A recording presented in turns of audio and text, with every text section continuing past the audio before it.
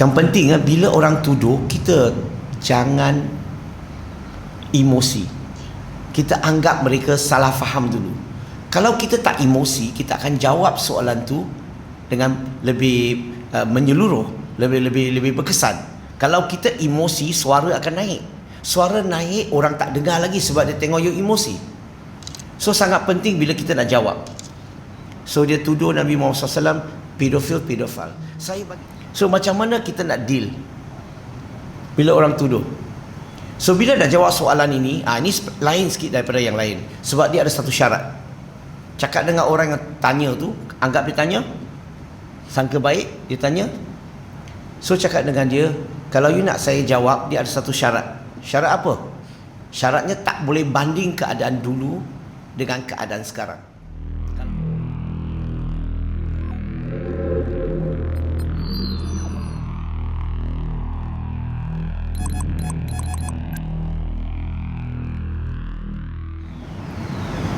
Bismillahirrahmanirrahim. Alhamdulillahirabbil alamin wassalatu wassalamu ala Rasulillah wa ala alihi wa sahbihi ajmain. Assalamualaikum warahmatullahi wabarakatuh.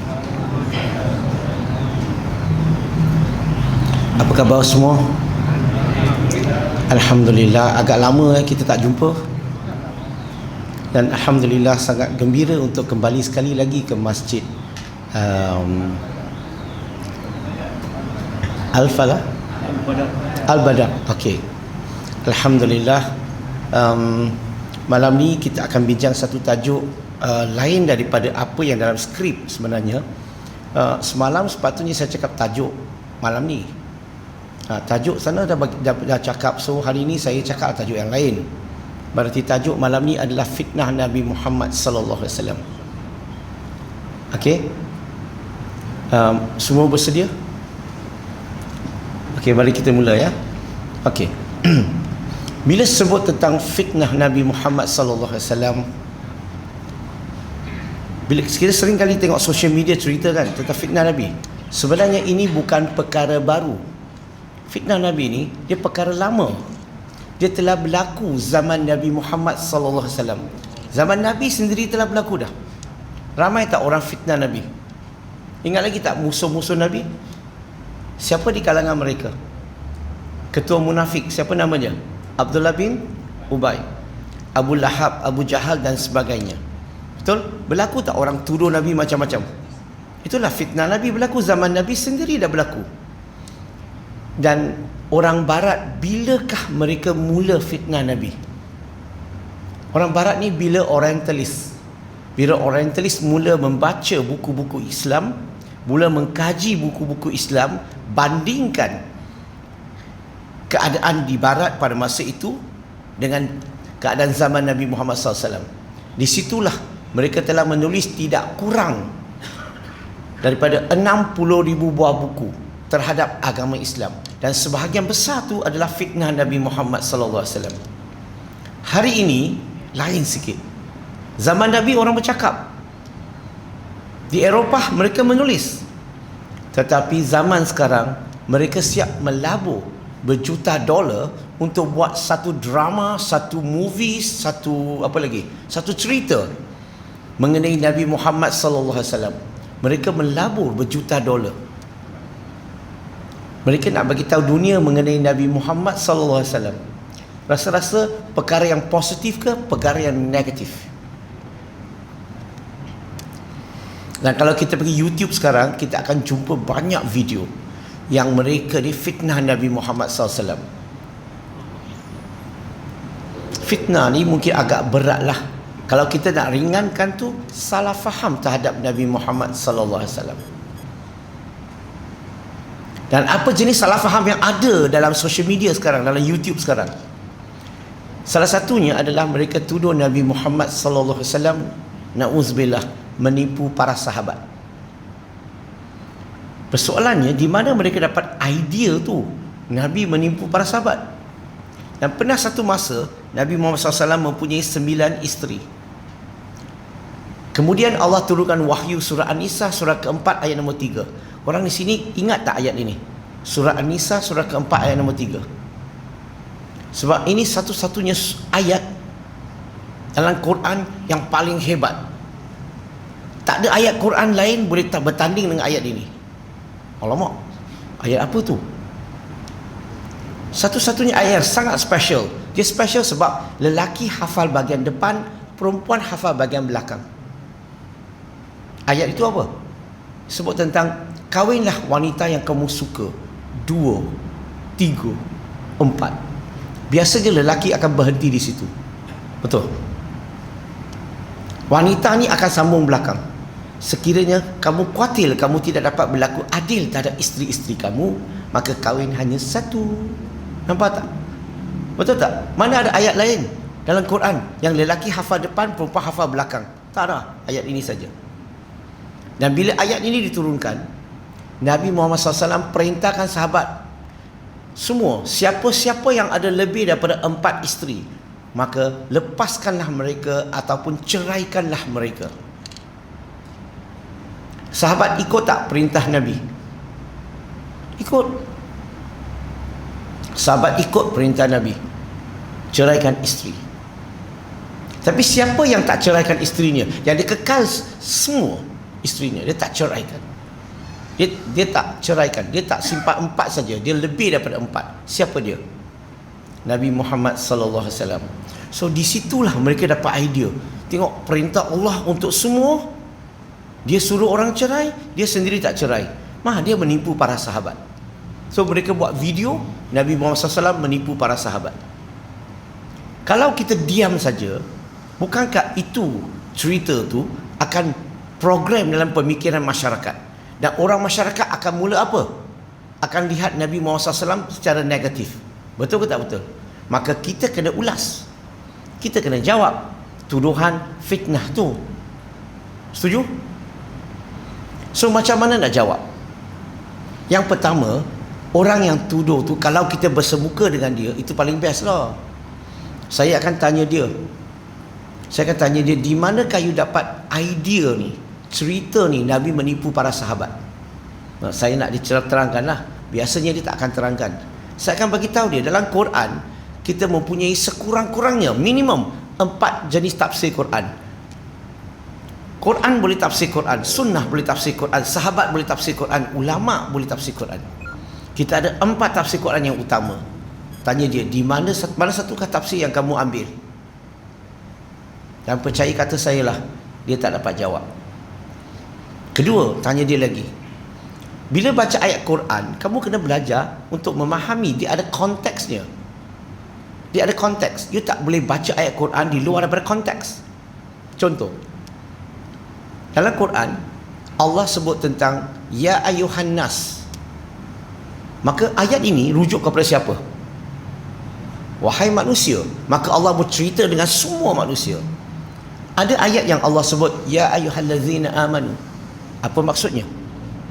Wahai orang-orang yang beriman. Dia maka Allah rujuk kepada orang Islam. Allah bercakap dengan orang Islam. Ada ayat Quran pula Allah kata qul ya ahli kitab. Katakanlah kepada ahli-ahli kitab. Rujuk kepada siapa? Dia rujuk kepada orang Yahudi dan Nasrani secara umumnya. Berarti kita kena tahu konteksnya. Maka saya akan tanya dia, surah An-Nisa surah keempat ayat nombor 3, apa konteksnya? Habis cerita. Dia sangkut dah. Dia tak boleh sambung lagi dah. Ayat ini diturunkan, surah An-Nisa ini ayat nombor 3 adalah ayat yang diturunkan sebagai syariat untuk umat Nabi Muhammad sallallahu alaihi wasallam. Adalah syariat untuk umat Nabi, bukan untuk Nabi, untuk umat Nabi. Berarti selepas ayat itu diturunkan, umat Islam satu dunia mulai saat itu sampai hari kiamat maksimum boleh mempunyai 4 isteri pada satu masa. Setuju tak? Tak boleh lebih. Setuju? Tak jawab maksudnya tak setuju. Okey, betul. So itu syariat untuk umat Nabi Muhammad SAW. Tetapi untuk Nabi Muhammad SAW, Allah beri dia syariat lain yang disebut dalam surah Al-Ahzab surah 33 ayat 50 hingga 52. Dan kalau kita baca ayat ini, okey, ada 2 perkara penting dalam ayat ini. Yang pertama, Allah tak benarkan Nabi menceraikan mana-mana satu isterinya. Allah tak benarkan dia cerai. Bukan Nabi tak nak cerai. Ini perintah Allah kepada dia, syarat Allah kepada dia, tak boleh cerai. Kenapa tak boleh cerai? Sebab semua isteri Nabi Muhammad sallallahu alaihi wasallam, dia adalah ummul mukminin, ibu kepada semua orang mukmin. Tak boleh cerai. Kalau cerai, ada tak siapa-siapa di sini boleh kahwin ibu kamu sendiri? Tak boleh. Sebab itulah syariat untuk Nabi tak boleh ceraikan isteri. Itu yang pertama. Yang kedua, Allah juga melarang dia berkahwin lagi. Berarti Allah dah tutup kotanya, tak boleh kahwin lagi. Walaupun hati dia betapa suka, perempuan tu betapa cantik, tak guna. Allah telah tutup kotanya, Allah telah melarang dia daripada kahwin lagi. So, syariat untuk umat Nabi Muhammad SAW maksimum 4. Syariat untuk Nabi tak boleh ceraikan isteri, tak boleh kahwin lagi. Sama tak syariat? Tak sama. Dan kalau kita tahu ini konteks untuk umatnya, ini konteks untuk Nabi, berlaku tak Nabi menipu sekarang? Tak berlaku lagi dah. Tak berlaku lagi. Kalau kita faham konteksnya. Sebab tu saya selalu mengingati kita orang Islam, kita orang Islam, bukan semua perkara Nabi buat kita boleh ikut. Setuju tak? Bukan semua perkara yang Nabi buat kita boleh ikut. Ada setengah-setengah perkara khusus untuk dia sebagai Nabi, dia sebagai Rasul, yang kita tak boleh ikut. Setuju? So kalau kita tahu konteksnya, maka kita boleh ulas dan kita boleh jawab dan kita boleh selesaikan salah faham mereka terhadap Nabi Muhammad SAW. Settle pertama. Yang kedua, ini popular lah. Kalau pergi YouTube memanglah penuh dengan video yang mereka buat terhadap Nabi Muhammad SAW. Mereka tuduh Nabi Muhammad SAW gila seks, nauzubillah, atau orang putih kata sex maniac. Saya sendiri pernah didatangi oleh seorang missionary. Dia tuduh Nabi Muhammad SAW gila seks.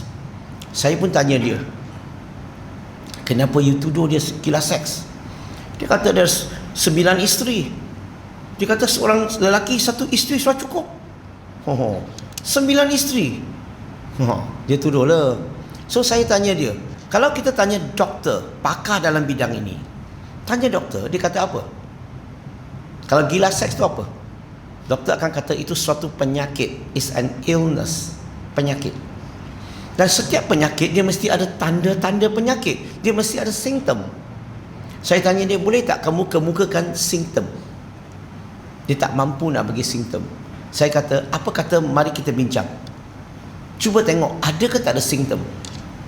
Doktor-doktor ni, doktor bila diagnose ini, dia bukan terus, you datang tengok muka, you ada ini penyakit. Tak ada. Dia kena test dulu darah, test air kencing, test simptom. Betul ke tak betul? Sebelum dia kata, you ada penyakit ini, penyakit itu. Maka dia mesti ada simptom. So dia pun setuju nak bincang. Okey, saya kata, mari kita bincang. Okey. So saya tanya dia, Nabi Muhammad SAW berumah tangga usia berapa? Dia kata 25. Setuju tak? Umum ya? Dan isteri pertama Nabi Muhammad SAW, siapa nama dia? Khadijah radhiyallahu anha. Betul? Usia pada masa itu berapa? Bila nak nikah tu? 40. Setuju? Good. Saya pun tanya yang tuduh tu, adakah orang yang gila seks, dia suka kahwin wanita 15 tahun lebih tua daripada dia? Dia pun diamlah. Saya pun sambung. Saya tanya, you tahu ke tak tahu Nabi Muhammad SAW bermonogami? Monogami maksudnya hanya mempunyai seorang isteri. Tahu tak berapa lama? Dekat 25 tahun. Berarti pada usia 25 sampai usia 50, dalam hidup Nabi Muhammad SAW hanya mempunyai seorang wanita, seorang isteri. Maksudnya apa? Sampai usia 50 pun belum ada tanda-tanda gila seks. Betul ke tak betul? Orang gila seks, gila semasa muda ke gila semasa tua? Orang sini tak faham ya. Gila semasa kuat ke gila semasa lemah? Pun tak ada faham. La ilaha illallah.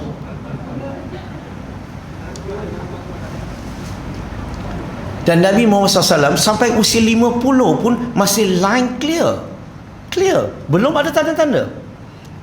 Dan jangan lupa Nabi Muhammad SAW nikahi Khadijah radhiyallahu anha. Dia berapa kali janda? 2 kali. Tanya dia, orang yang gila seks sukakah dia kahwin wanita yang 2 kali janda? Sudah 2 kali janda.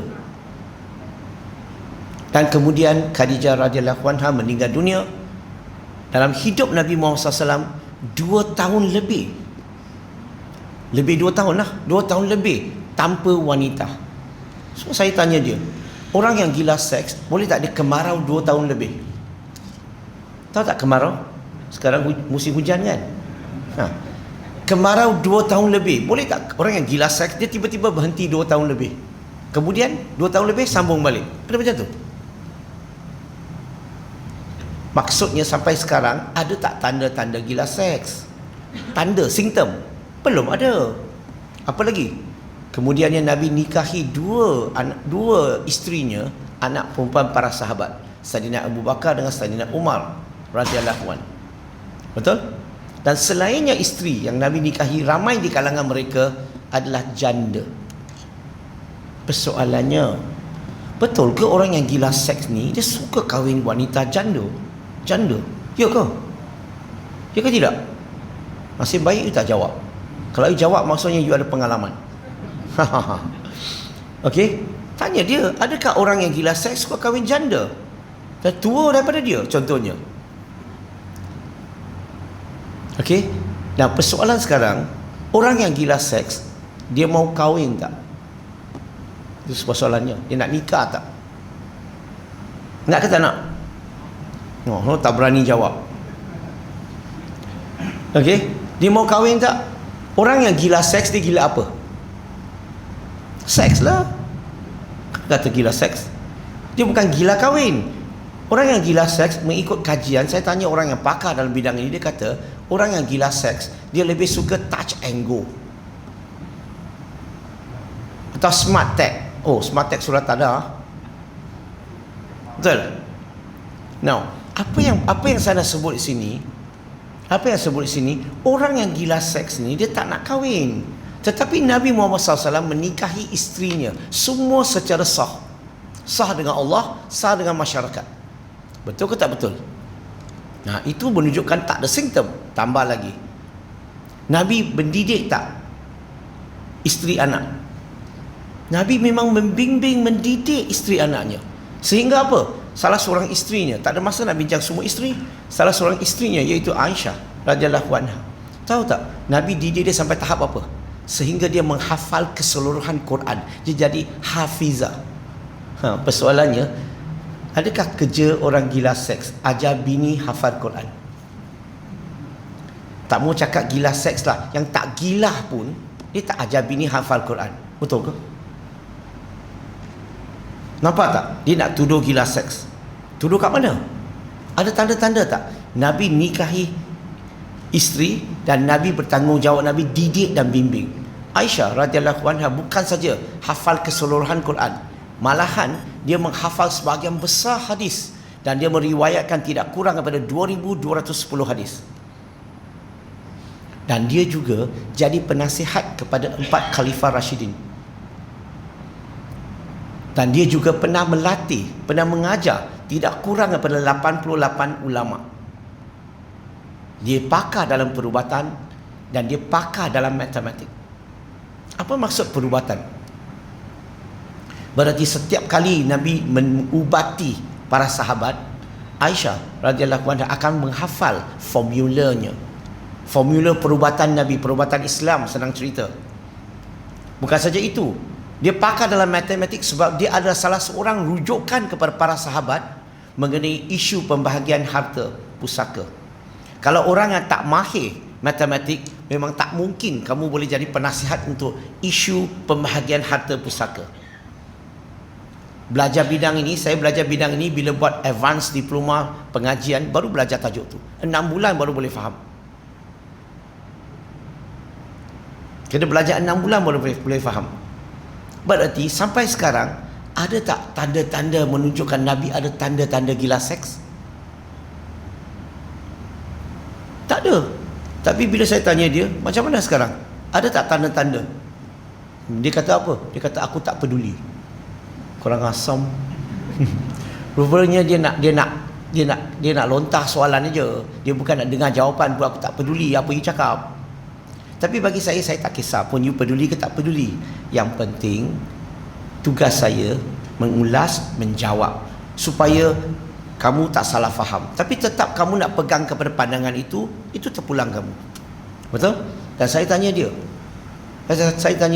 bukankah dalam kitab kamu, dalam Holy Bible, ada seorang Nabi yang sangat terkenal, sangat hebat.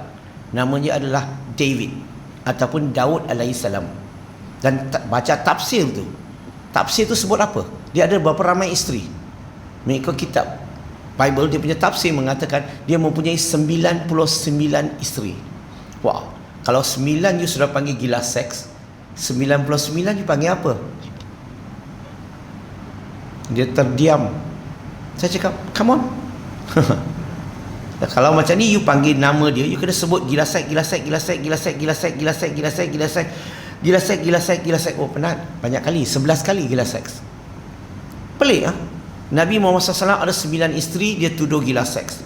Dia punya Nabi ada 99 isteri, dia tak tuduh gila seks. Dia sepatutnya tuduh super gila seks atau ultra gila seks. Betul tak? 11 kali ganda. Dan dalam Bible dia juga ada seorang Nabi yang lagi hebat. Namanya Solomon atau Sulaiman alaihissalam. Tahu tak dia ada berapa isteri? Dalam Bible dia ada 700 isteri, 300 gondek. Gabung sekali 1,000. 9 isteri you tuduh gila seks, 1,000.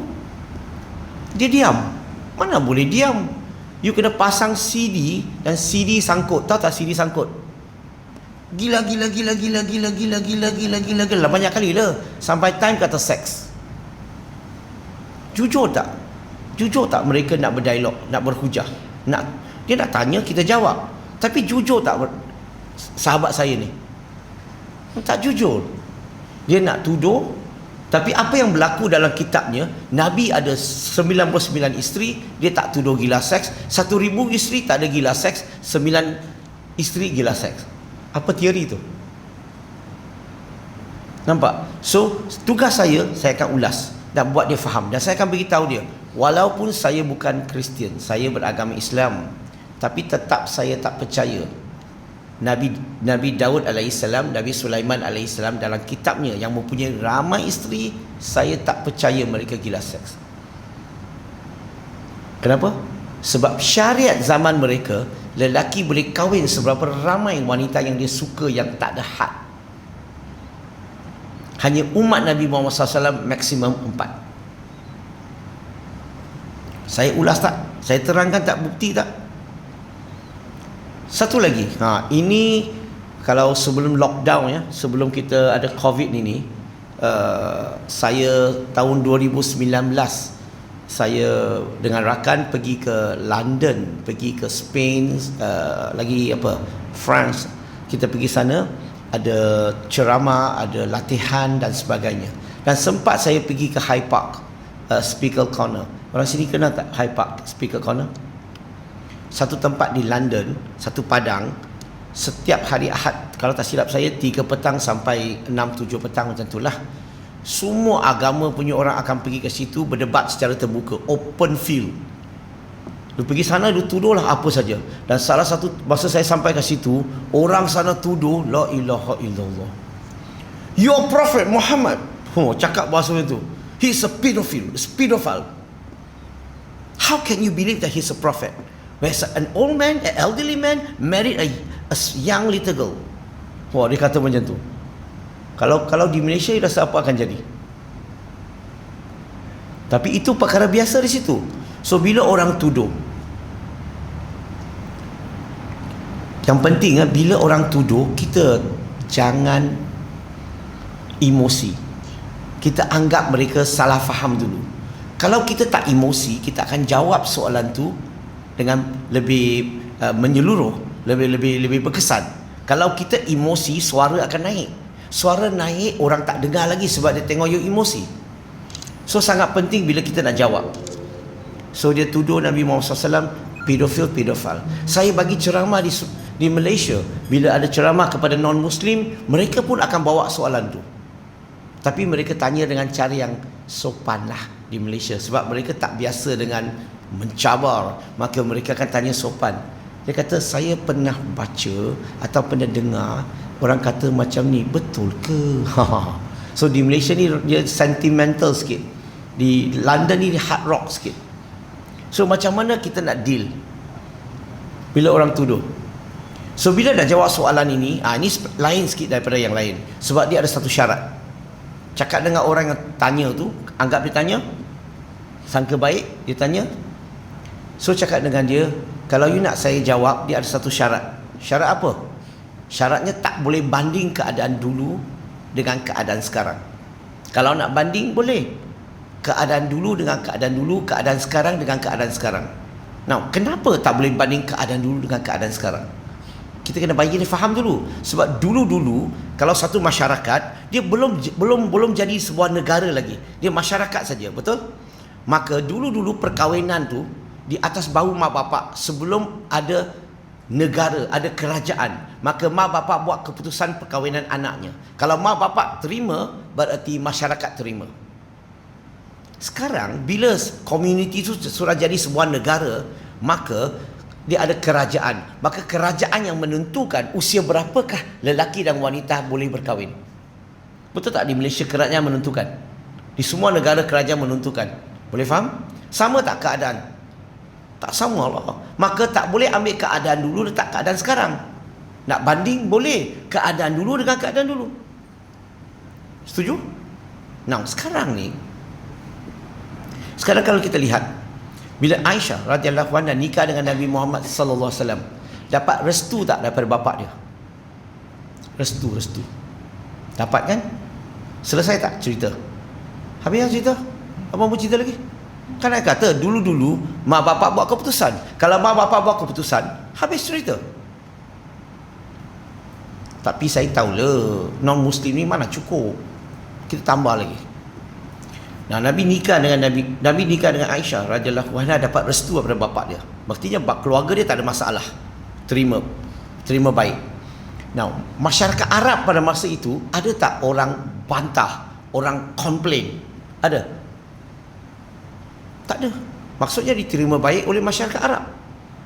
Yang ketiga, musuh Nabi Muhammad SAW sentiasa nak cari jalan, nak cari peluang untuk menjatuhkan Nabi. Betul ke? Nak rosakkan imej Nabi. Betul? Mereka ada ambil peluang tak untuk politikkan isu ini? Tak ada. Tak ambil peluang pun. Mereka pun tak komplain. Mereka pun tak jadikan isu. Maksudnya apa? Maksudnya diterima baik oleh masyarakat Arab pada masa itu, termasuklah musuhnya. Saya ulang sekali lagi. Keluarga Aisyah radhiyallahu anha ada masalah tak? Tak ada masalah, terima baik. Orang Arab ada masalah tak? Tak ada masalah. Musuh Arab ada masalah tak? Tak ada masalah. And lu apa masalah? What is your problem? Non-Muslim salah faham daripada mana? Salah fahamnya adalah bila mereka dengar ataupun mereka baca dalam Sahih Bukhari. Dalam Sahih Bukhari sebut tentang Nabi nikahi Aisyah radhiyallahu anha pada usia 6 tahun. Dan mereka mula terus ada apa? Ada buat andaian sendiri bahawa nikah 6 tahun terus bersetubuh. Itu silap lah. Mereka tidak bersama, hanya nikah saja. Aisyah radhiyallahu anha masih muda, dia tetap duduk dengan bapa dia. Tapi saya nak bagi tahu muslimin muslimat, saya tahu ada kajian contemporary yang mengatakan lebih tepat Nabi nikahi Aisyah radhiyallahu anha usia 16 tahun dan mereka duduk bersama dekat 19 tahun. Saya tahu itu cerita, tapi malam ni bukan cerita itu, cerita ini. Sebab orang quote Sahih Bukhari, saya kena ulas. Boleh faham? So selepas pernikahan tu, Aisyah radhiyallahu anha tetap duduk dengan bapa dia. Sehinggalah dia akhir balik usia 9 tahun lebih dekat 10 tahun. 9 tahun lebih dekat 10 tahun. Okey? Dia akhir balik, Nabi tanya kepada Aisyah, adakah kamu bersedia nak duduk bersama? Kalau belum, teruskanlah duduk dengan bapa kamu. Maksudnya Nabi tak bawa dia pulang pun di akhir balik. Nabi kenapa tak bawa dia pulang? Tahu tak kenapa? Sebab dalam agama Islam, wanita ni bila boleh berumah tangga atau bersetubuh? Bila? Apa syaratnya? Kita kata akhir balik, betul tak? Bukan satu saja, dia ada dua syarat. Syarat kedua adalah Nabi nak tunggu sehingga dia mentally, physically bersedia baru jemput dia pulang. Wanita ada akhir balik tak semestinya mentally bersedia, tak semestinya physically bersedia. Setuju tak? Tahu tak kenapa saya tahu? Sebab saya ada ramai anak perempuan. Saya tahu dia akhir balik masih lagi macam kanak-kanak, badannya, pemikirannya macam kanak-kanak. Maksudnya apa? So sebab itulah selepas akhir balik Nabi tidak bawa dia pulang. Nabi bawa dia pulang selepas dia mentally, physically dia bersedia. Maka bawa dia pulang. Bila Nabi bawa dia pulang, bukan bawa kanak-kanak pulang lagi, dia sudah bawa wanita muda pulang kan. Tambahan lagi, kalau kita lihat lagi, bila Nabi bawa dia pulang, Nabi kemudian yang nikahi ramai tak isteri-isteri yang bekas janda-janda. Dan Aisyah radhiyallahu anha dibimbing oleh isteri-isteri yang lebih senior. Dibimbing, she is guided by the sisters. Apa masalahnya? Dia kata tetap tuduh dia pedofil. Bayangkan kalau na'udzubillah, kalau Aisyah radhiyallahu anha dilayani oleh seorang lelaki pada usia 6 tahun. Lelaki usia 50 lebih. Contoh, na'udzubillah. Budak tu boleh membesar dengan baik tak? Pemikiran dia jadi macam mana? Dia akan keliru tak? Trauma tak? Dia akan takut tak nak lihat lelaki? Pemikiran dia akan tak stable. Betul ke tak betul? Tapi kalau kita lihat Aisyah radhiyallahu anha, bukan saja hafizah, meriwayatkan hadis, jadi penasihat kepada sahabat, mengajar 88 ulama, pakar perubatan, pakar matematik dan sebagainya. Ada tak tanda-tanda menunjukkan dia punya pemikiran tak betul, tak waras atau tak stable? Ada? Tak. Sangat hebat. Itu menunjukkan tak mungkin dia ada hubungan. Tak mungkin ada hubungan. Dan kalaulah ada hubungan pula, boleh tak dilaporkan kepada masyarakat? Mungkin semasa Nabi hidup dia takut lah. Bila Nabi sudah wafat, takut tak nak beritahu masyarakat apa yang berlaku kat dirinya? Dia beritahu tak kepada dunia? Dia beritahu kepada dunia. Kan dia meriwayatkan hadis 2210 hadis. Cerita tentang siapa? Cerita tentang siapa itu Nabi Muhammad SAW. Dan kalau kita baca, apa yang dia cerita? Positif ke negatif? Dia cerita yang baik ke yang buruk mengenai Nabi? Dia cerita semua tentang kebaikan Nabi Muhammad SAW. Apa yang dia cerita? Macam mana Nabi panggil dia? Panggilan apa? Humairah? Bisa dengar? Aish. Itu paling kerap Nabi panggil dia. Itu cara manja Nabi panggil. Dia tak macam Melayu. Melayu punya skrip standard. Tahu standard tak? Suami panggil isteri sayang, isteri panggil suami abang. Tak ada skill. Itu standard. Dia tak macam masalih. Masalih ada honey, pumpkin, strawberry, sweetheart, chocolate, macam-macam kan? Betul? Melayu standard script. Sayang abang. Itu masa mula-mula kahwin. Sudah 2 tahun kahwin, dia buang sah lah. Jadi young aja. Kasih message YG.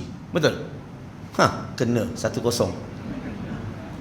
Isteri pula panggil abang, tak ada A lagi. Dia bang aja. Selepas 5 tahun, ubah lagi. Suami tak panggil isteri yang lagi. Hoi, dah masak ke belum? Kurang asam. Tapi Nabi Muhammad SAW panggil Aisyah radhiyallahu anha dengan panggilan apa? Panggilan manja. Aish, Humairah. Okey? Maksudnya apa? Hubungan mereka rapat tak? Kasih sayang tak? Romantik tak? Kalau tak sayang, you panggil ke sayang? Panggil nama-nama begitu ke? Tidak, tak betul kot. Sambung.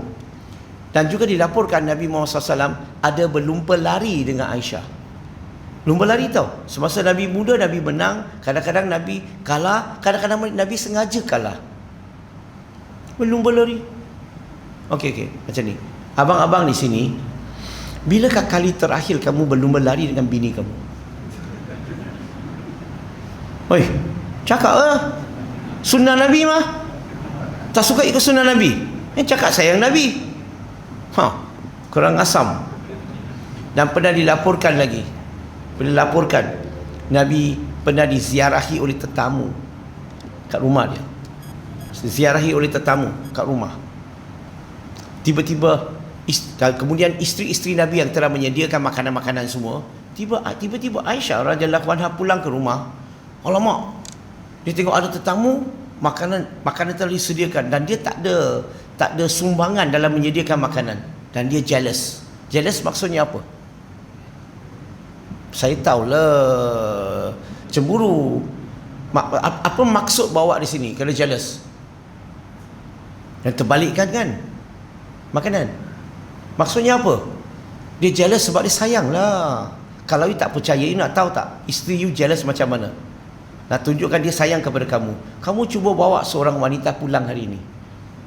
You tengok, kalau isteri dah sediakan makanan tu akan jadi apa? Kalau dia buang kat sampah dalam tong sampah, itu menunjukkan dia jealous. Ataupun dia ajak you duduk makan, wah itu isteri yang baik. Tahu kenapa? Halo? Susah mau cari macam tu. Tak, itu menunjukkan apa? Hubungan rapat tak?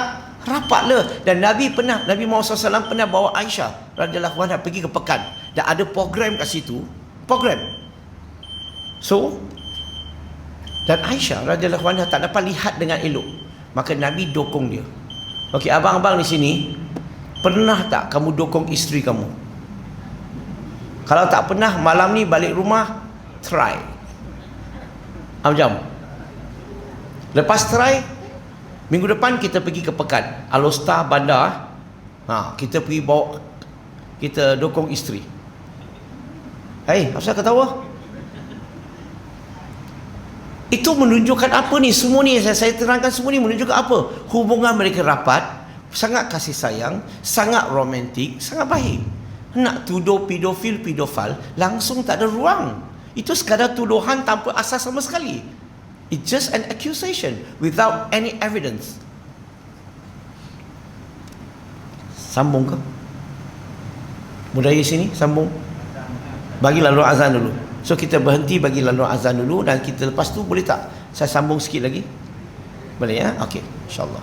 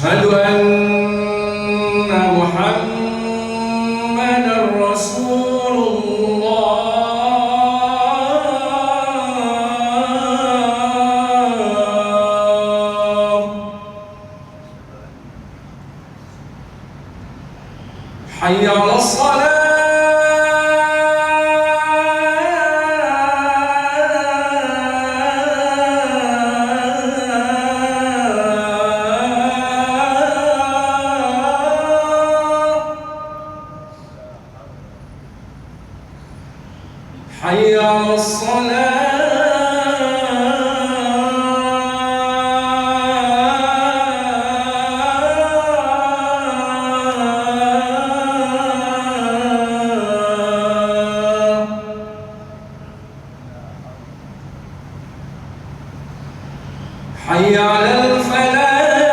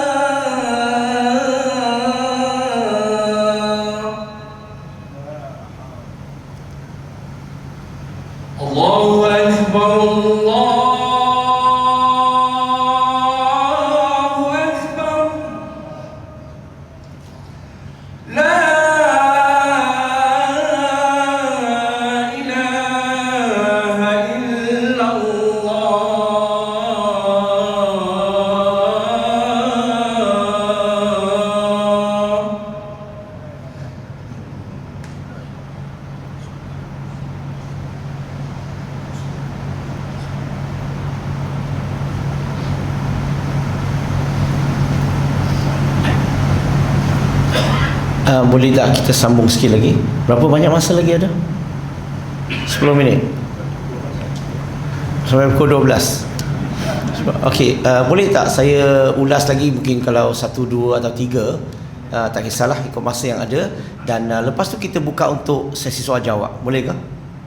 Alright, okey, kita sambung. Okey, orang sini biasa tak dengan Sheikh Ahmad Didat? Kenal tak Didat? Sheikh Ahmad Didat, dia guru saya, guru pertama saya, guru perbandingan agama saya yang pertama.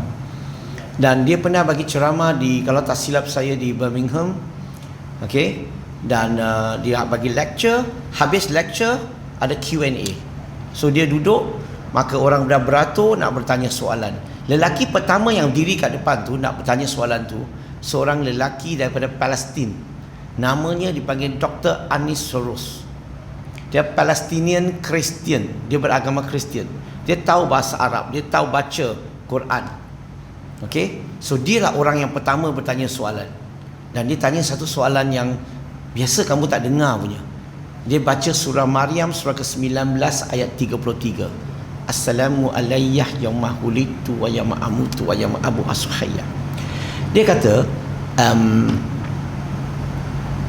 may peace be upon me, the day I was born, the day that I died, the day I shall come to life again. So dia baca bahasa Arab, dia terjemahkan. Bila dia tanya soal, dia macam ni saja, soalan dia baca saja. Lepas tu Sheikh Ahmad Didat datang ke mic. Didat ulang apa yang dia baca tadi dalam bahasa Arab, ulang balik dia baca dalam bahasa orang putih tadi. Dan Ahmad Didat akan kata future tense. Dan Didat pergi duduk. You faham tak apa cerita? You tak faham cerita. Boleh dikatakan dalam dewan ni, majority orang tak faham apa berlaku. What is he trying to do? Betul? Sebenarnya yang tanya soalan tu, Kristian tu, Dr. Anis Soros, dia nak bagi tahu orang Islam dalam ayat Quran ini, surah Maryam surah ke-19 ayat 33, dia sebenarnya menyokong kepercayaan Kristian. Menyokong. Kenapa dia kata begitu? Sebab kepercayaan Kristian yang utama adalah Nabi Isa alaihissalam dilahirkan, mati di kayu salib, bangkit semula. Lahir, mati, bangkit. Dan bila dia baca ayat Quran tu, dia kata apa? May peace be upon me, selamat sejahtera kepadaku pada hari yang saya dilahirkan. Dah lahir ke belum Isa alaihissalam? Jesus Christ lahir ke belum? Sudah, past tense. Pada hari yang saya mati. Dah mati ke belum bagi Kristian? Dah, past tense. Pada hari yang saya akan bangkit semula. Dah bangkit ke belum bagi Kristian? Kristian dah percaya dia sudah bangkit. Maka dia baca ayat Quran ini, dia faham Quran tu menyokong kepercayaan mereka. Lahir, mati, bangkit. So, itu niat dia. Sebenarnya mereka percaya lahir, past tense, mati, surah salib, past tense, bangkit pun past tense. Ketiga-tiga ini, kalau kita baca dalam Bible, Matthew chapter number 2 verse number 1, saat yang kedua, dia mati di kayu salib, Matthew chapter 27 verse 46, dan juga dia bangkit semula, Luke chapter 24 verse 51. So ayat-ayat ni dalil menunjukkan bahawa dia lahir, mati, bangkit. So dia baca ayat Quran ni, dia ingat Quran ni setuju dengan kepercayaan mereka, sokong kepercayaan mereka. Silap sikit sebab pelik. Dia tahu bahasa Arab, dia baca Quran pun dia tak faham. Dalam Quran kata apa? Selamat sejahtera kepadaku. Siapa yang bercakap di sini? Nabi Isa alaihissalam. Pada hari yang saya dilahirkan. Dah lahir ke belum? Sudahlah, past tense. Pada hari yang saya mati. Dah mati ke belum? Sedang bercakap. Saya sedang bercakap, saya dah mati ke belum? Belum. So future tense. Pada hari yang saya akan bangkit semula. Belum mati, macam mana dah bangkit? Future tense. Maksudnya dalam Islam, past tense, future tense, future tense. Dalam Kristian, past tense, past tense, past tense. Sama tak? Bukan saja Quran tak sokong kepercayaan mereka. Bukan saya tak sokong. Malahan Quran kata kepercayaan mereka tu salah. Salah kenapa? Sebab Nabi Isa alaihissalam belum mati lagi. Sebab Allah telah selamatkan dia. Betul tak? Dalam Quran Allah sebut surah An-Nisa surah keempat ayat 157 dan 158. Wa ma qataluhu wa ma salabuhu walakin syubihalahum. Dia tidak dibunuh, tidak disalib dan diserupakan. Silap tak nampak dia? Dia sendiri orang Arab, orang Palestin dah tahu baca Quran. Kononnya dia kata dia tahu bahasa Arab, tapi dia tak faham apa Quran kata. So sepatutnya dia menjawab beginilah. Boleh faham? Itu guru saya. Mungkin pada masa itu dia tak terfikir mungkin. Okey. Dan saya tahu, saya percaya dia tahu jawapan. Mungkin pada masa itu mungkin terlalu tekanan banyak kan? Mungkin dia jawab apa yang secara ringkas saja. Okay. Satu lagi. Ini popular dekat Facebook. Popular dekat Facebook. Pernah satu pasangan Mas Saleh ya. Pasangan ni ke YouTube pun ada. Pasangan saya rasa suami isteri kot. Mereka bawa mic dan loudspeaker pergi ke masjid, tapi mereka tak masuk, mereka diri luar pagar. Apa dia buat? Suami tanya soalan, isteri jawab, supaya orang dalam masjid boleh dengar, boleh faham. Maka suami pun tanya soalan kepada isteri tu. Dia tanya, dia kata, Muhammad, his name mentioned in the Quran how many times? Maksudnya Nabi Muhammad SAW nama disebut dalam Quran berapa kali? Wanita jawab 5 times. Tiba-tiba dia sambung lagi tanya, Jesus Christ, his name mentioned in the Quran how many times? Wanita tu jawab 25 times. Apa dia cuba buat? Dia nak bagi tahu orang dalam masjid, bacalah Quran kamu. Nama Muhammad sallallahu alaihi wasallam hanya disebut 5 kali saja. 4 kali Muhammad, 1 kali Ahmad. 5 kali aja. Tetapi nama Jesus Christ sebut dalam Quran sebanyak 25 kali. Maksudnya dia nak bagi tahu siapa lebih hebat. Boleh faham ke? Oh, dia nak bandingkan siapa lebih hebat. Nama sebut lebih, itu lebih hebat. Yo ko. Yang pertama, keseluruhan Quran diturunkan kepada siapa? Nabi Muhammad sallallahu alaihi wasallam. So bila Allah turunkan kepada Nabi, Allah tak sebut Nabi nama dia.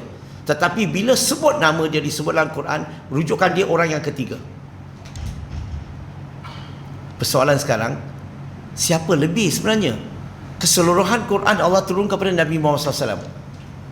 Dia kata itu tak kira, nama tak sebut. Oh, dia nak banding nama.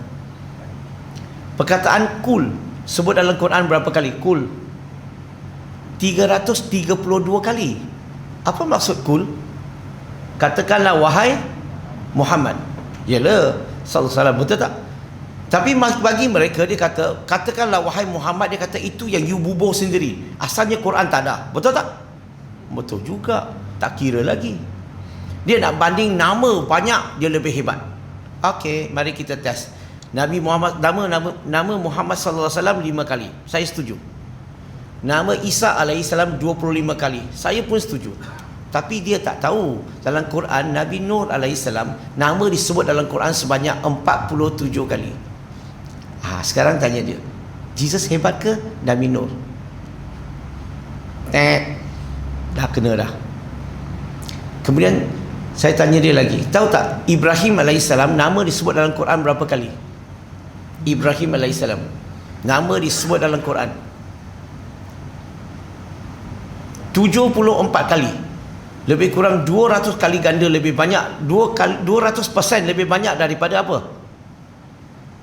Lebih banyak daripada Jesus. Tahu betul tak? 2 kali ganda, 200% lebih. Dan dekat 200%. So siapa lebih hebat? Jesus Christ kan Ibrahim alaihissalam. Musa alaihissalam nama disebut dalam Quran sebanyak 177 kali. Tanya dia, siapa lebih hebat? Jesus ke Musa alaihissalam?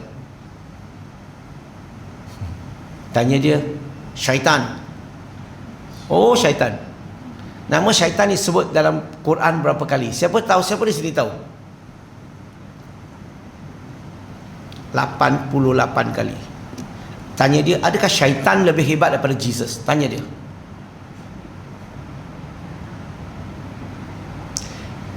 Nampak tak? Bila kita jawab begini, bukankah kita dapat patahkan hujahnya? Betul? So dia tak boleh gunakan itu hujah lagi. bahawa 25 kali banding dengan 5 kali. Kalau nak banding-banding semua lah, takkan banding mereka berdua. Yang pelik sekali itu, mereka suka banding Jesus dengan Muhammad sallallahu alaihi wasallam. Kalau nak banding, dia kena steady. Sebab Jesus adalah Tuhan bagi Kristian. Muhammad sallallahu alaihi wasallam adalah insan, manusia bagi kita orang Islam. Dia seorang nabi, seorang rasul. Setuju tak? So janganlah banding Tuhan dengan manusia. Itu tak gentleman. Kalau mau banding, Tuhan banding Tuhan. Macam mana Tuhan banding Tuhan? Bandinglah Jesus dengan Allah Subhanahu Wa Taala. Itu banding Tuhan dengan Tuhan. Tengok siapa lebih hebat. Nama siapa sebut paling banyak dalam Quran. Okey, Jesus 25 kali kan? Okey, muslimin muslimat di sini tahu tak nama Allah sebut dalam Quran berapa kali? Tak jawab maksudnya merendah diri ke? Tak tahu. 2698 kali. Jesus Christ berapa kali? 25 kali. So tanya dia, Jesus lebih hebat ke Allah lebih hebat? We turn the table kan? Nampak tak? So bila orang tanya soalan begini, kita jawab begitu. So kalau kita dapat belajar teknik berhujah macam ni, maka kita boleh membantu sahabat-sahabat Kristian kita untuk supaya kalau nak bawa argument pun, bawalah argument yang masuk akal. Bawalah argument yang you boleh menggugat kefahaman saya. Halah, bawa argument yang kacang putih macam budak-budak kan. Okey, so nak lagi ke? Okeylah, kita buka untuk sesi soal jawab. Siapa yang ada soalan silakan.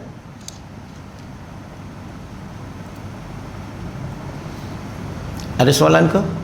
Sini kita ada mic kan? Mic ada kat sini. Siapa nak tanya soalan boleh minta mic. Ada tak? Okey, kat sana ada satu soalan. Silakan.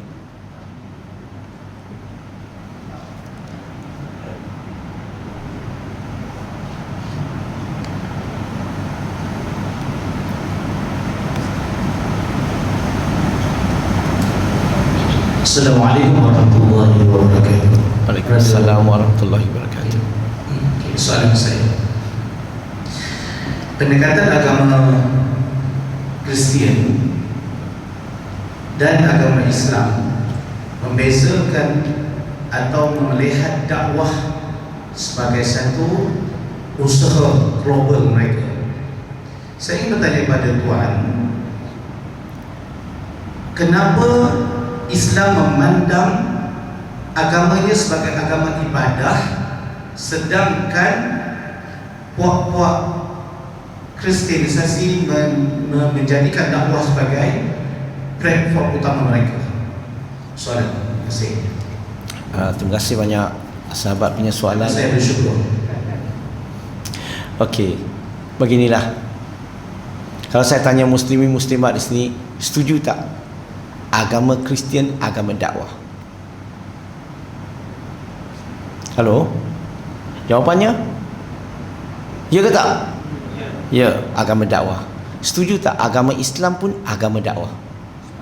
Sepatutnya. Sepatutnya tambah satu perkataan ya. Antara kedua-dua agama ini, mana satukah yang lebih giat menyampaikan kerja dakwah? Kristian. Okey, 1-0 lah. Kenapa Kristian begitu giat menyampaikan kerja-kerja dakwah tu?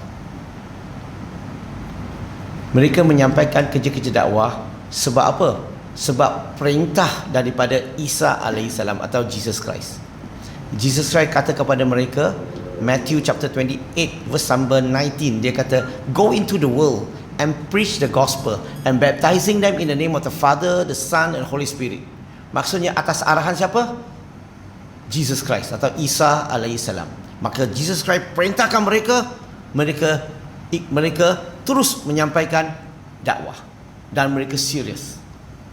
Saya nak tanya, Nabi Muhammad sallallahu alaihi wasallam ada tak mengajak atau perintahkan kita pergi menyampaikan dakwah? Boleh bagi contoh? Ada contoh tak? Contoh tu apa? Ingat lagi tak Nabi perintahkan sahabat dalam khutbah yang terakhir? Nabi kata, pergi sampaikan kepada mereka yang tiada di sini. Ada tak? Nabi juga sebut menyampaikan mengenaiku walaupun kamu tahu satu ayat. Nabi perintahkan tak suruh kita menyampaikan? Dalam Quran Allah perintahkan tak kita menyampaikan ud'u illa sabili rabbikal bil hikmah, qul ya ahlul kitab, qul ya ayyuhal kafirun. Qul tu sampaikan. Sekarang ni dalam Kristian, Jesus Christ perintahkan mereka lakukan, mereka bersungguh-sungguh lakukan. Nabi Muhammad SAW perintahkan orang Islam lakukan, apa orang Islam buat? Mana satukah yang lebih ikut sunnah? Mana satukah yang lebih Islamik? Halo? Jawab lu. So bila orang Kristian menyampaikan dakwah, mereka pergi sampaikan, ajak orang buat dan sebagainya, dan mereka lebih berjaya. Kalau you tengok baru-baru ni saya punya you pergi YouTube ke, mungkin ada terima tak short TikTok yang saya cakap tentang dakwah tu, tak tengok juga? Ayah. Okey, bila mereka menyampaikan dakwah, mereka lebih berjaya. Betul? Kita kurang. Apa kita buat? Jalan senang adalah tuduh le. Apa lagi? Mereka gunakan wang le. Mereka gunakan perempuan le. Mereka gunakan holy water le. Macam-macam kita tuduh. Betul ke tak betul sahabat? Ini yang berlaku. So bagi saya begini, mereka jalankan dakwah agama dia, perintah daripada agama dia. Kita orang Islam sepatutnya menyampaikan dakwah. Sebab Nabi Muhammad SAW diutuskan ke muka bumi ini, salah satu tugas yang paling utama adalah menyampaikan, ajak manusia kepada Allah. Setuju tak? Sunnah Nabi ini sampai ke Malaysia berhenti.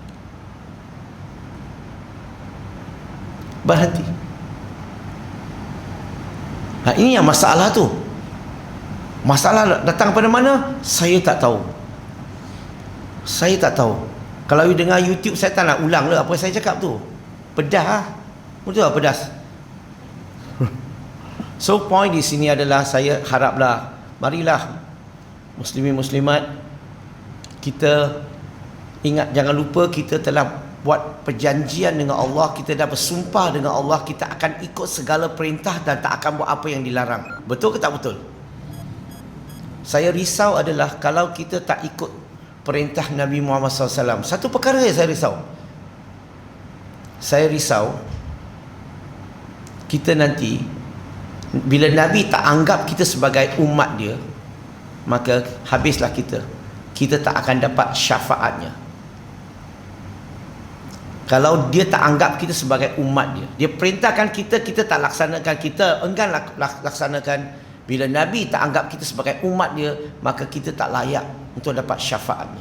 Kita tahu tak Nabi Muhammad SAW betapa risau dia terhadap umatnya, sehingga syafaatnya boleh untuk dirinya, tetapi dia simpan untuk umat dia. Kenapa? Sebab dia risau umat dia tak boleh lepas ujian ini. Dia begitu sayang kepada umat dia, dia risau kepada umat dia, dia simpankan syafaat itu untuk umat dia. Tetapi umat dia bila suruh perintahkan buat sesuatu, alasan tak habis-habis. Saya pun tak tahu. Bagi saya, aku tak pedulilah, you nak buat-buat le, tak nak buat siap le. Orang putih kata good luck. Tak nak buat, nanti apa-apa berlaku jangan salahkan orang. Kamu dah sumpah dengan Allah, kamu janji dengan Allah, kamu akan buat segala yang diperintahkan, jangan buat apa yang dilarang. Nah, itu yang masalah tu. So bagi saya sahabat, mungkin orang Islam tak laksanakan dakwah, belum laksanakan dakwah, ataupun tak laksanakan dakwah, mungkin ada sedikit masalah di situ, iaitu mungkin mereka ada sebab apa?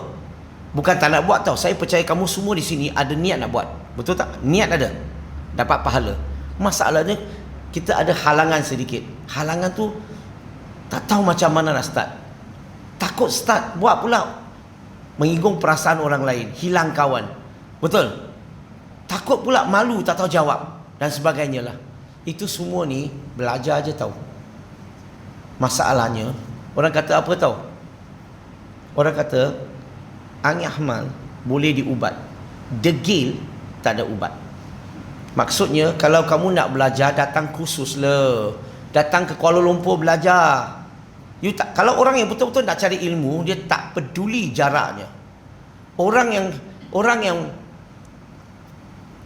apa ni, dia tak serius tentang perkara ini, saya buat di depan rumah pun dia tak datang. Setuju tak? So bagi saya, masalahnya kita dididik sejak kecil sampai sekarang, kita tidak dididik Islam agama dakwah, kita lebih dididik Islam agama ibadah. Betul tak? Lebih kepada ritual. Dan itu yang jadi masalah. Islam ni ya, ritual tu penting, ibadah tu penting. Pada masa yang sama kita ada tanggungjawab menyampaikan dakwah. Ini juga penting. Setuju tak? So saya haraplah, jomlah, janganlah bagi alasan.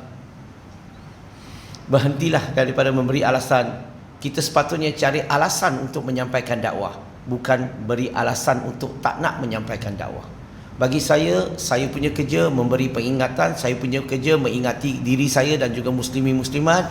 So lain-lain yang mau buat tak mau buat, dia punya pasal. Tai chi, lulu, gua. Senang cerita. Soalan lain?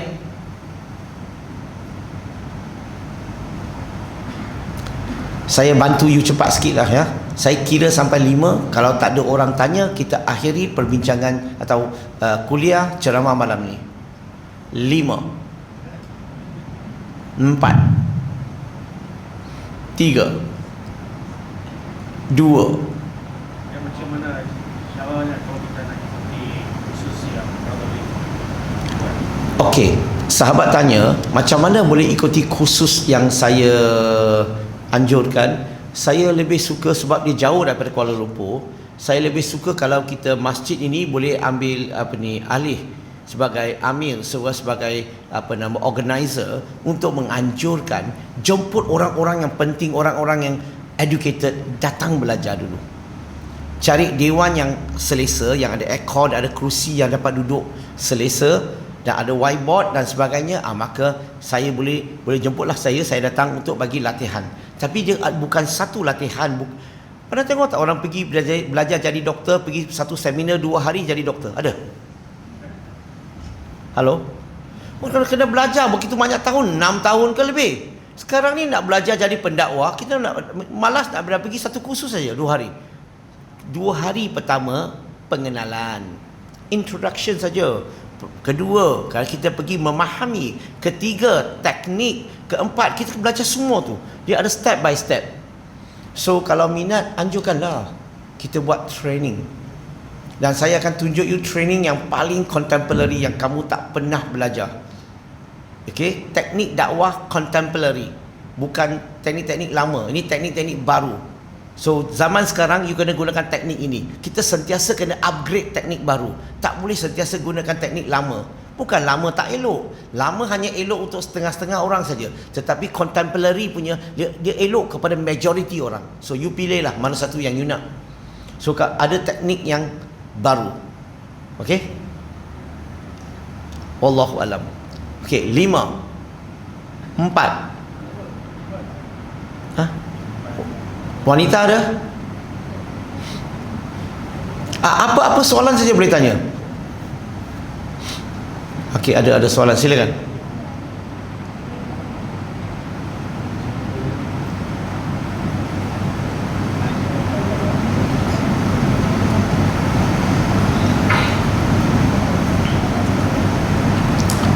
Lima, 4 3 2 1. Dia penting ada tag tu. So okey, alhamdulillah, saya rasa cukuplah. Mungkin malam ni semua belum bersedia nak tanya apa-apa. Mungkin jangan risau, insya-Allah lain kali ada peluang kita bincang lebih lagi tentang tajuk-tajuk yang lain. Dan alhamdulillah, terima kasihlah kepada pengerusi masjid dan ahli jawatan kuasa atas jemputan ini. Dan sebelum saya berhenti, hanya sedikit nak promosi sedikit tentang buku tulisan yang terbaru, iaitu 40 hikmah akhlak Nabi Muhammad SAW. Saya galakkan baca buku ni atau boleh hadiahkan kepada kawan. Hubungan dengan non-Muslim, kita nak bersama dengan non-Muslim, kita nak dakwah, kita kena tahu dalam Islam garis panduan macam mana nak deal dengan hubungan dengan non-Muslim. Maka buku ni amat-amat sesuai untuk kita baca. Dan buku-buku lain lah. Boleh tengok di luar lah selepas solat Isya nanti. Dan untuk pengetahuan muslimin muslimat, IDT ni saya, organisasi NGO saya, Interaktif Dakwah and Tarbiyah, kami ada 4 cawangan, Kuala Lumpur, Kuantan, Penang dan juga Melaka. Dan insya-Allah dalam sebulan 2 ni kita akan buka satu cawangan lagi di Kota Kinabalu. Dan IDT dalam proses memberi satu bangunan 3 tingkat di Kuala Lumpur. Dah tengah buat urusan dengan bank, dan kami nak buka satu akademi dakwah ataupun missionary school. Di Malaysia kita ada banyak sekolah pondok, tapi kita belum ada lagi missionary school. Satu pun belum ada. Dan IDT akan buka satu missionary school, tapi kami namakan sebagai akademi dakwah. Maksudnya kami akan ambil, kalau di Malaysia punya akan ajar dalam bahasa Melayu, tapi kita ambil 10 negara di Southeast Asia, kami ada pegawai di situ dan mereka akan hantar orang kepada kami dan kami akan latih mereka 1 tahun, 2 tahun atau 3 tahun. Habis hantar mereka balik dan kami akan carikan sponsor untuk memberi gaji penuh supaya mereka boleh jalankan kerja-kerja dakwah. Bukan saja di Malaysia tetapi di 10 negara Southeast Asia. Dan saya nak ajaklah muslimin muslimat, okey, untuk menyumbang, untuk melabur melalui IDT. Kami ada tabung di luar. Kalau nak menyumbang boleh, nak bayar zakat boleh. Dan satu lagi yang kamu boleh buat adalah sedikit-sedikit setiap bulan, hanya perlu isi, hanya tekan Google pergi Google, tekan sumbang.dakwah.my. Nanti boleh tanya pegawai saya di luar kalau tak jelas, hanya tekan sumbang.dakwah.my, Google ya. Okey, dan kamu isikan semua dan dia akan buat auto debit. So kamu hanya perlu auto debit RM30 sebulan. Itu minimum lah, RM30 sebulan, satu hari RM1. Dan kami akan melaburkan wang ini untuk saham akhirat kamu. So saya nak ajaklah kamu bersama-sama dengan IDT untuk menyampaikan Islam kepada masyarakat di dunia. So itu sajalah perkongsian malam ini. Saya dengan sahabat kami berdua telah buat jamak kasar tadi, dah buat jamak takdim tadi. So kami akan tunggu di luar. Dan selepas solat Isyak siap lagi kita akan balik terus sebab saya ada kuliah pagi-pagi esok di Setiawan. So tak tahu berapa jam mau pergi kat situ dan saya tak dapat stay lama sangat. So selepas solat Isyak sekejap lagi saya akan bergeraklah. So itu saja perkongsian malam ini. Terima kasih. Assalamualaikum.